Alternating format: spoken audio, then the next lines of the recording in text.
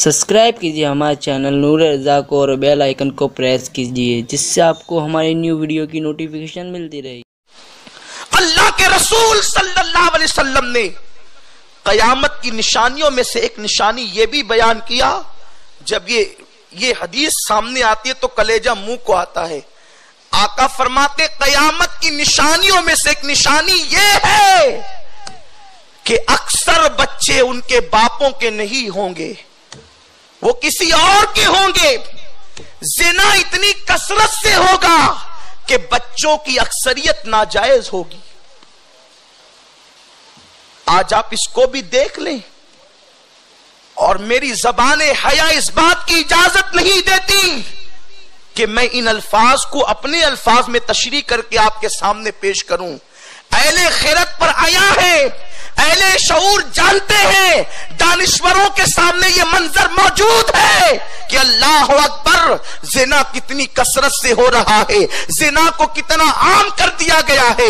और उसका सबसे बड़ा सबब घरों में सीरियल है। सीरियल के मनाजिर वो हैं कि बच्चियों को बाज़ाब्ता तौर पर ट्रेनिंग दी जाती है। मेरे प्यारे आका अलैहिस्सलाम के प्यारे दीवानों, जाहिर में हमने अपने होलिये को दीनदार बनाया, हमने जाहिर में अपने आप को तब्दील किया।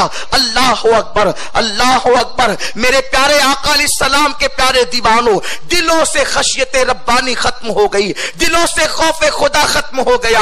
अब जब पिकनिक पर जाते हैं तो जिना का प्लान लेकर के जाते हैं, अय्याशी का माहौल लेकर के जाते हैं, बुराई के अड्डों को आबाद करने के लिए लेकर जाते हैं। मेरे प्यारे आका अलैहिस्सलाम के प्यारे दीवानों, अल्लाह के हबीब के फरमान का मफहूम है। मेरे आका ने इरशाद फरमाया, बाज गुनाह ऐसे हैं जिनकी सजा अल्लाह दे या ना दे, मौला कभी माफ करता है, कभी सजा देता है। बाज गुनाह ऐसे हैं जिनकी सजा दुनिया में देता है और आखिरत में बचा लेता है। बाज गुनाह ऐसे हैं जिनकी सजा दुनिया में भी देता है, आखिरत में भी देता है। लेकिन कुछ गुनाह ऐसे हैं जिनकी सजा दुनिया और आखिरत में मिलती है और उसकी सजा नस्लों तक अल्लाह देता ही रहता है।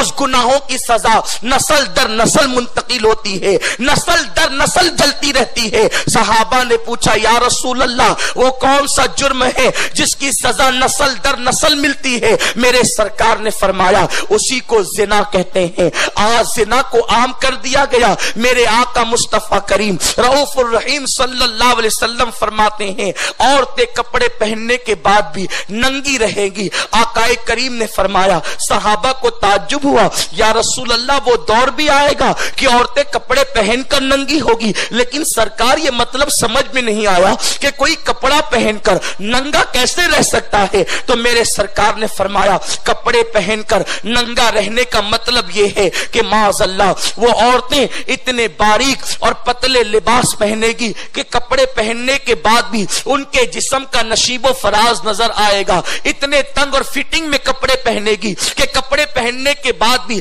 जिस्म की हयत कज़ाई नजर आएगी। मेरे प्यारे आका अलैहिस्सलाम के प्यारे दीवानों, आज वो कपड़े पसंदीदा नहीं हो गए, आज उन कपड़ों से मोहब्बत नहीं हो गई। आज हर आदमी चाहता है कि मेरी बीवी की इज्जत महफूज रहे, मेरी बेटी की इज्जत महफूज रहे, मेरी बहन की इज्जत महफूज रहे। सबको इज्जत महफूज रखने का ख्याल है, लेकिन हीरो हीरोइन के अंदाज में कपड़े तो हम ही खरीद कर लाते हैं। क्या तुम्हें पता नहीं, आज हाफ आस्तीन के कपड़े, आधी आस्तीन के कपड़े शौक से पहने जाते हैं। देवर के सामने वही हाफ आस्तीन, भाई चचाजाद भाई के सामने वही हाफ आस्तीन, बल्कि सगे भाई के सामने वही हाफ आस्तीन, जेठ के सामने वही हाफ आस्तीन। फुकहा फरमाते हैं, फुकहाए अहनाफ का ये फतवा है कि एक बच्ची अगर जवान हो गई हो तो वो अपनी माँ के सामने कोहनी के ऊपर का हिस्सा बिना उज़्र शरई खोल नहीं सकती। अगर उसने खोल दिया तो ये हराम है। आप मुझे बताएं, जब एक नौजवान बेटी कोहनी के ऊपर का हिस्सा माँ के सामने उज़्र शरई के बगैर खोल नहीं सकती, वो गुनहगार होगी, तो वो भाई के सामने कैसे खोल सकती है, वो देवर के सामने कैसे खोल सकती है?